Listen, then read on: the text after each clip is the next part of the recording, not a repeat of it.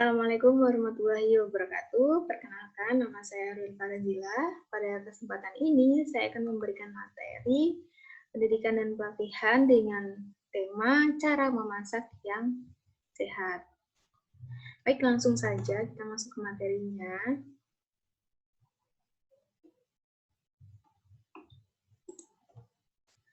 Nah, yang pertama ini ada definisi memasak dan tujuan dari memasak. Jadi, apa sih pengertian dari memasak? Memasak atau pengolahan makanan itu merupakan proses mengubah bentuk dari bahan mentah menjadi makanan jadi atau masak atau siap santap. Dalam memasak ini diperlukan kaidah cara memasak yang baik untuk menciptakan makanan yang sehat dan aman untuk kita konsumsi. Lalu tujuan dari memasak ini sendiri apa sih? Jadi, yang pertama adalah memasak itu dapat membunuh bakteri pada makanan sehingga makanan itu aman untuk kita konsumsi. Yang kedua, meningkatkan daya cerna. Yang ketiga, meningkatkan mutu organoleptik makanan seperti aroma, rasa, tekstur, dan warna. Nah, kemudian ada hal-hal yang harus diperhatikan untuk membuat makanan yang sehat. Ada 3 hal. Yang pertama adalah pemilihan bahan makanan. Yang kedua, kebersihan dapur dan peralatan masak. Dan yang ketiga adalah kebersihan penjamah makanan. Jadi 3 hal ini penting sekali untuk kita perhatikan ya. Yang pertama, ada pemilihan bahan makanan. Ada bahan makanan mentah atau segar, yaitu makanan yang perlu pengolahan sebelum dihidangkan, seperti contohnya daging, susu, telur, ikan, buah, dan sayuran, itu harus dalam keadaan baik, segar, dan tidak rusak atau berubah bentuk, warna, dan rasa. Dan sebaiknya berasal dari tempat yang resmi yang diawasi, dan juga tempatnya itu bersih ya. Kemudian ada tepung dan biji-bijian. Nah, ini harus dalam keadaan yang baik juga, tidak berubah warna, tidak bernoda, tidak berjamur. Kemudian makanan fermentasi, seperti tempe ini, itu makanan yang diolah dengan bantuan mikroba, seperti rangki atau cendawan, itu harus dalam keadaan yang baik, tercium aroma fermentasinya, tidak berubah warna, aroma, rasa, dan tidak bernoda dan tidak berjamur. Kemudian di sini ada bahan tambahan pangan. Ini contohnya adalah pewarna makanan.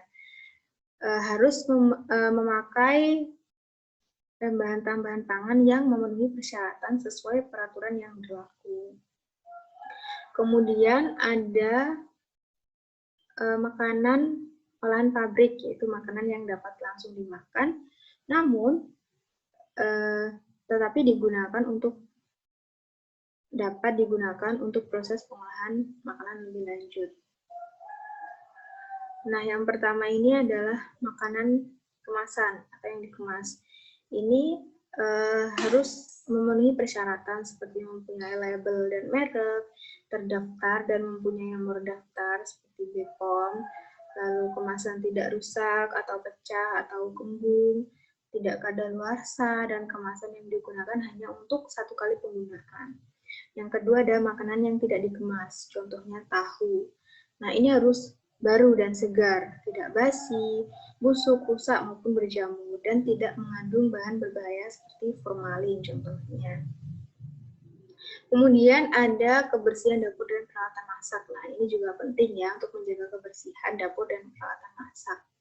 Dapur itu harus memenuhi persyaratan higien sanitasi untuk mencegah resiko pencemaran terhadap makanan dan mencegah masuknya hewan seperti lalat, kecoa, tikus, maupun hewan yang lainnya.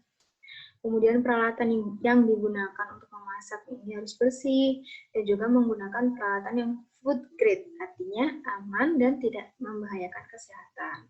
Peralatan bersih yang siap pakai itu tidak boleh dipegang di bagian yang kontak langsung dengan makanan atau menempel di mulut. Dan pastikan peralatan ini utuh, tidak cacat, tidak retak, dan mudah dibersihkan. Kemudian ada kebersihan penjamah makanan. Nah, ini penting sekali ya.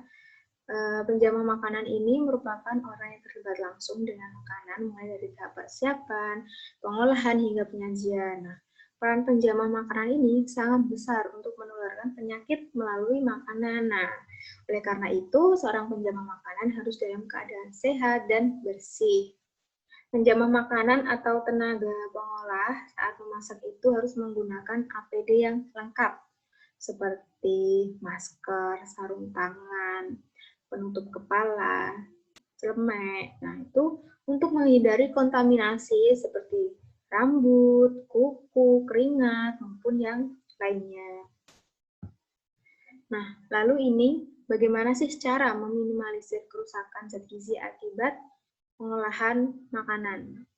Proses pengolahan makanan yang tidak tepat itu dapat menyebabkan zat gizi dalam makanan berkurang, sehingga manfaat yang diperoleh dari makanan tersebut kurang optimal. Nah, teknik memasak yang tepat ini sangat diperlukan untuk menjaga zat gizi pada makanan tetap terjaga. Berbagai teknik memasak diperlukan untuk menghasilkan rasa dan aroma yang lebih disukai. Teknik memasak yang umumnya dilakukan itu seperti ada perebusan, pengukusan, penumisan, penggorengan, pemanggangan. Berikut ini merupakan pengaruh pengolahan makanan terhadap zat gizi dan cara meminimalisir penurunan zat gizi akibat pengolahan. Yang pertama ada perebusan. Nah, merebus itu dapat dilakukan dalam waktu dan suhu yang berbeda untuk mendapatkan tekstur dan rasa yang berbeda. Sayuran yang memiliki kandungan vitamin larut air seperti vitamin C dan vitamin B itu akan mengalami penurunan karena ikut larut dengan air rebusan. Nah, perebusan juga akan merusak kandungan protein dikarenakan suhu yang tinggi. Untuk meminimalisir terjadinya penurunan zat gizi pada proses perebusan, maka gunakanlah air yang sedikit atau secukupnya dan tidak direbus terlalu lama dan suhu yang tidak terlalu panas. Juga perlu memperhatikan kualitas panci yang digunakan supaya tidak ada bahan kimia yang menempel pada makanan. Kemudian ada pengukusan.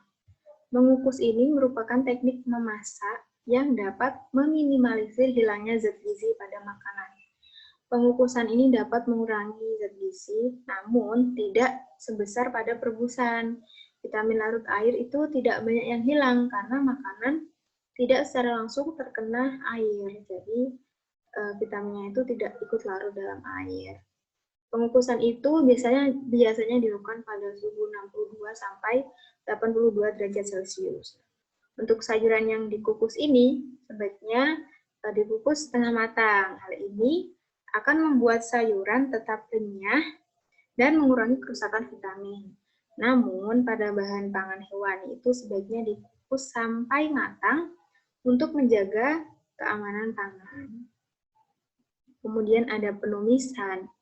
Nah, teknik menumis itu dapat meminimalisir hilangnya vitamin larut air.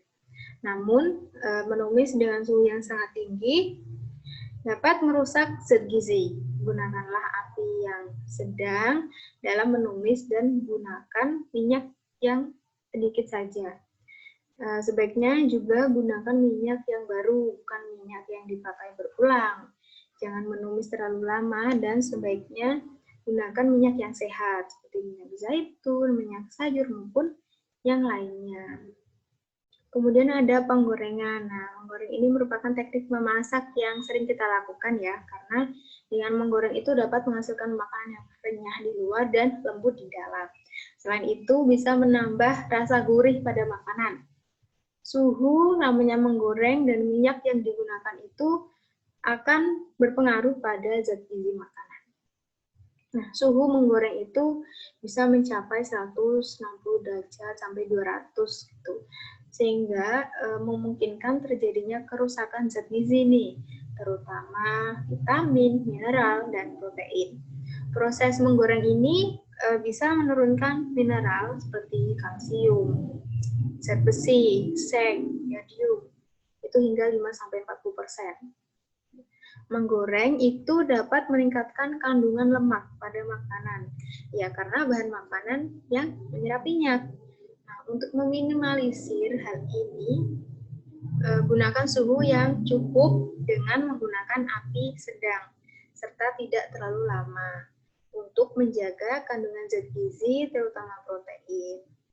Kemudian angkat makanan saat tingkat kematangannya itu sedang, sebelum terlalu coklat, apalagi sampai gosong.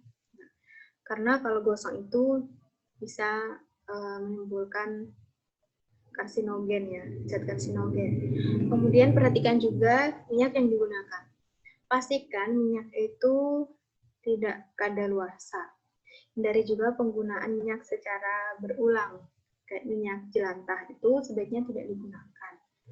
Dan bisa memilih minyak yang lebih sehat seperti minyak zaitun, minyak jagung, minyak sayur maupun yang lainnya.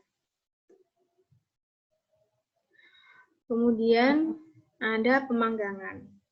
Vitamin larut air seperti vitamin C dan vitamin B itu yang hilang saat pemanggangan itu lebih kecil dibandingkan dengan merebus karena tidak langsung bersentuhan dengan air. Nah, suhu tinggi dan waktu yang lama pada proses pemanggangan itu dapat menurunkan kandungan vitamin B. Pemanggangan dapat menurunkan kandungan lemak juga karena lemak itu akan meleleh saat dipanggang. Makanan panggang itu dapat mengandung zat karsinogen. Jadi ketika memanggang daging itu usahakan tidak terlalu lama agar tidak menimbulkan zat karsinogen. Cara yang dapat dilakukan untuk mengurangi kerusakan gizi ini yaitu dengan memasukkan bahan makanan ke dalam microwave terlebih dahulu selama 2 menit atau beberapa menit, kemudian baru dipanggang. Dengan begini, maka waktu pemanggangan akan berkurang. Nah, itu saja materi yang bisa saya sampaikan.